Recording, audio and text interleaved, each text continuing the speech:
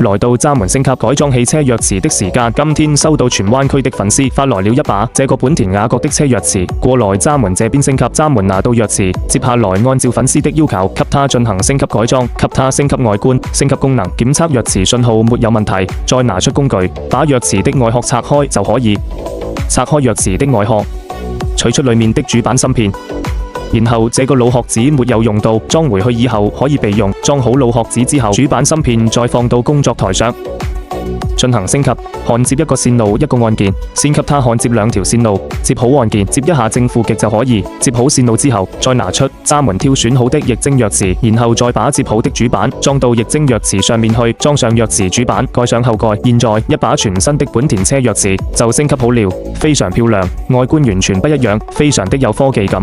然後也可以觸摸操作，也會升級新的功能。升級好的鑰匙可以看時間，可以觸摸操作，而且會升級。靠近車可以感應式車門自動解鎖，離開車也會感應式車門自動鎖車。預約後尾箱可以備註車主電話，鎖車升窗。老鑰匙沒有這些功能，升級完之後就會添加，而且也可以連接手機，可以手機控車。現在鑰匙重新檢測，沒有問題就可以發回去了。